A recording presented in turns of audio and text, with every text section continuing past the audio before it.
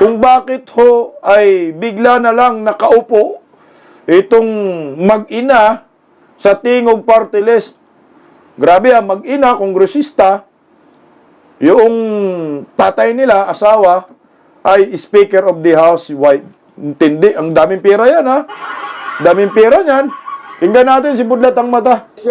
Yung po kasing 3, 4, and 5 ng Tingog Party List ay either nag-resign o meron kasing nagkaroon ng conflict of interest na therefore contrary sa kanilang constitution and bylaws. Tinanggap po kasi ng kanilang pong board of directors yung po kasing yung mga resignation at saka yung removal, inaksyon nila, and therefore pinadala sa atin dito sa komisyon yung mismong naging aksyon ng kanila pong policy making body, which is the board of directors, at sinasabi nila dahil sa nawala si 3, 4, and 5, marapat lang sana si number 6 ang makaupo.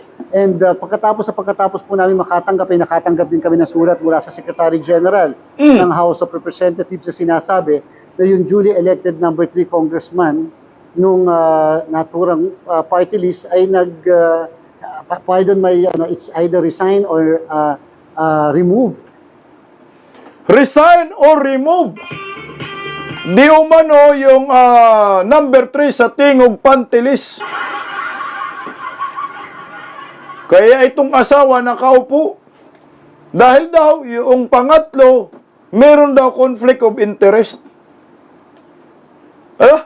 Nabuang, no? Hindi ba ito conflict of interest? Yung nangyayari ho ngayon dyan sa Tingog, yung anak nominee, yung nanay nominee, yung tatay Speaker of the House, anong tawag dyan? Hindi conflict of interest? Ang tindi no ng amat si George. Hoy, taong bayan, gumising ho kayo sa katotohanan na itong kongreso ngayon ginawang hanap buhay ng pamilyang Romualdez. Lahat yun na kasi kay pamilya ho ninyo. Sabi ni Kyoko Sodo, bakit hindi nyo paupuin yung Duterte youth? Utos manitambalos-los yan. No? Ako sa akin, guys, isang kalukuhan po ito na nangyayari sa kasaysayan ng Kongreso. Buong pamilya, mag-ina, mag-ama, ito ang nangyayari ngayon. Yung Kongreso ginagawang negosyo. Wala na ba kayong dyan? Ibang tao sa Tingog Party List? Ilagay nyo si Jam Magno dyan! Di ba si Jam Magno? Nasa Tingog Party List? Ba't kayo talaga? Wala na bang ibang miyembro sa Tingog Party List? Sino bang mga miyembro dyan? Wala na si Asidre kasi tapos na. So di ba ito nagiging representative din po dyan? Ilagay nyo si Jam Magno para meron kaming kakatawanan, gawin naming laruan. Pero wala ho talaga kayong nakita, kundi ang inyong pamilya lamang, dahil baka yung pera mapunta pa sa iba. O baka naman sinipa ho ninyo yung number 3 dahil ayaw magbigay ng tungpats commission ba? Baka lang O magkano yung mo dyan, pork barrel, hati tayo dyan Hindi ka naman magiging kongresista kung hindi sa amin Gumastos kami para sa Tingog Party List. Hito. Pag ikaw nakaupo, hati tayo. Ito lang sa'yo. O baka hindi nagustuhan, baka sinabi siguro ng number 3 nominee, wag na lang. Kayo na lang. Bakit ako pa? Kagaguhan na po itong ginawa ni Tambaloslos. Sinira ang institusyon ng House of the Representatives.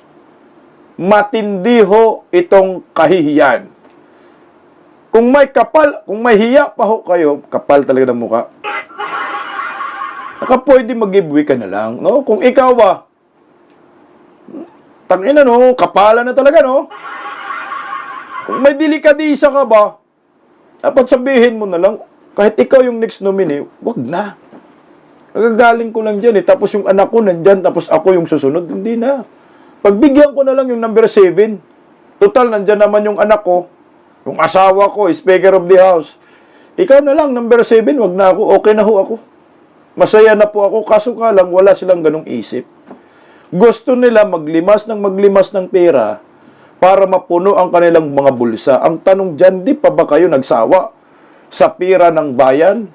Yung mga blanco sa GAA, sa BICAM, wala na po kaming balita doon eh. As in. Sabi ni Rochelle Tan, ang problema kasi di naman sila nahiya. Wala ding delikadisa, basta makahakot, okay na sila. Yun na nga eh. Ito yung literal na pamilyang tambaluslos, pamilyang mga buhaya. Hindi ba kayo nahiya sa inyong lugar na kayo lang ay pag-uusapan doon? Ang tindi oh. Lahat sila kongresista. Ang tindi ho, lahat sila may pork barrel. Kaya nga itong si Lacson, sana pangalanan yung Lacson, yung mga kongresistang tumanggap ng pork barrel at merong isang kongresista tumanggap ng napakalaking pera, I think 50 billion pesos. Kung sino man yan, palagay ko si Tambaloslos yan, palagay ko lang 50 billion pesos, my God. Sino ba ang demonyong ito na nililimas na ho nila ang kaban ng bayan? At kung si Tambaloslos ito pa, may anak na, may asawa pa, lahat may pork barrel, lahat ng pira ng bayan, lilimasin nila. Puta, nakakatulog pa ba itong mga to? Nalulunok kaya nila yung pera, yung pera, animal, nalulunok talaga yung pera. Nalulunok kaya nila yung pagkain sa hapagkainan habang kumakain sila at naalala nila pera ito ng taong bayan? Kaya kailang lunukin yun. Putang ina, pera ng mga OFW to. Kain tayo. Oy, Romualdez, pamilyang Romualdez. Kung may mga hiyaho kayo, kung meron pa kayong natitirang konting delikadisa sa mamamayang Pilipino, mga taxpayer, parang awa nyo na. Huwag nyo naman sagarin yung kapangyarihan. Masyado po kayong nalunod sa kapangyarihan. Nalasing sa kapangyarihan. Nalasing sa kaban ng bayan. May karma ho iyan. Darating ang panahon, husgahan kayo ng Panginoon na ito dinadaya ninyo ang taong bayan at lahat-lahat na lang ay kinuha na ho ninyo. My God. Ang Pilipino, yung iba dito natutuwa pa. Pero tayo hindi ho po pwede ito para sa atin. Kaswapangan na po ito. Power tripping na po ito. Kasakiman na po ito. Nalunod na ito sa kapangyarihan.